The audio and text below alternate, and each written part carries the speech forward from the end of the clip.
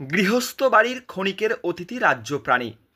এদিন একটি বাড়ির শৌচালয়ে আটকে পড়ে বাগরোল বা রাজ্য প্রাণী। হুলস্থুলু কাণ্ড হাওড়ায়। রাজ্য প্রাণীকে এক পলক দেখতে মানুষের ঢল নামে এখানে। যদিও হাওড়ায় এদের বসবাস প্রচুর সংখ্যায়, তবে জলা জঙ্গলে বসবাস করে এই প্রাণী। এরা নিরীহ এবং লাজুক প্রকৃতির, যে কারণে এদের কম দেখা মেলে। কৃষিকাজে যুক্ত থাকা ও গ্রামের মানুষের কাছে খুব পরিচিত একটি প্রাণী। হাওড়ায় বসবাস করলেও এই প্রাণীকে চোখে দেখেননি অনেকে, যে কারণে সেই সমস্ত মানুষ ভুল করে এদের চিতাবাঘ মনে করে। আর এই ভুল হবার কারণেই এই নিরীহ প্রাণীর প্রাণ সংশয় হয় সেই সময়। এখানে আজকে সকালে উত্তম মালিকের বাড়ির বাথরুমের ভেতরে আমাদের পশ্চিমবঙ্গের রাজ্য প্রাণী বা একটি মেছো বেড়াল সেটি ঢুকে যায়। তো এলাকায় একটু চাঞ্চল্য ছড়ায়, অনেকে এটাকে আবার বাঘ চিতাবাঘ বলে। তো আমি এখান থেকে মানসী আমাদেরকে খবর দেয়, মানসী দলুই আমাদেরকে খবর দেওয়ার পর আমি ও সুমন্ত আসি এবং আমরা হাওড়া বন বিভাগকেও জানাই, বন বিভাগের স্টাফেরাও আসে। তো আমরা সতর্কতার সাথে মেছো বেড়ালটি উদ্ধার করেছি। উলুবেড়িয়া মালিক পাড়ার ঘটনা। এদিন উত্তম মালিকের বাড়িতে বাগরোল ঢুকে পড়ে।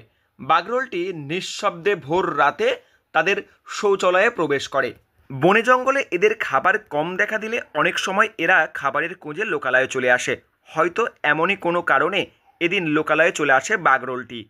স্থানীয় কিছু মানুষের মধ্যে বাগরোল সম্পর্কে সঠিক ধারণা না থাকলেও কলেজ পড়ুয়া মানসী দলুই ও স্থানীয় যুবক ও পড়ুয়াদের তৎপরতায় রাজ্য প্রাণীর প্রাণ বাঁচে। তারা প্রাণীটি আটকে পড়েছে খবর শুনেই দ্রুত পরিবেশ কর্মীদের সঙ্গে যোগাযোগ করে এবং উদ্ধারের পর এটাকে, যেহেতু এই মেছো বেড়ালটি একদম সুস্থ, তাই ওকে এলাকাতেই রিলিজ করা হবে। কারণ এই মেছো বেড়াল এলাকায় প্রচুর বিষধর সাপ খায় এবং প্রচুর ইঁদুর ব্যাঙ পোকামাকড়কে খায়। এরা মানুষের কোনো ক্ষতি করে না বা মানুষকে অহেতুক কোনো আক্রমণই করে না। এরা জলাভূমি এবং খড়িবাগানের পাশে থাকে এবং যেহেতু প্রাণীটা সুস্থ, একে যদি নিয়ে চলে যাওয়া হয় তাহলে এলাকায় বিষধর সাপের সংখ্যা কিন্তু নিয়ন্ত্রিত হবে না। তাই এটাকে আমরা এখানেই গ্রামবাসীদেরকে নিয়ে এবং এলাকার বাচ্চাদেরকে নিয়ে আমরা রিলিজ করে দিচ্ছি।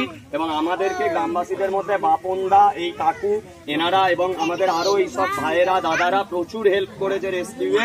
তো আমরা রেস্কিউ করে নিয়ে যাচ্ছি। ধন্যবাদ জানাই উত্তমদা, মানসী, এই গ্রামের সকলকে, বাপনদা সহ এই কাকুদেরকে, সবাইকে, যে ওনারা সচেতন নাগরিক হওয়ার পরিচয় দিয়েছে। আমরা এটাকে উদ্ধার করার পর একটা নিরাপদ জায়গায় এলাকাতেই গ্রামবাসীদেরকে নিয়ে আমরা রিলিজ করে দিচ্ছি। বাগরোলকে নিয়ে অহেতুক কেউ আতঙ্কিত হবেন না বা কেউ কোনো ভুলভ্রান্তি ছড়াবেন না।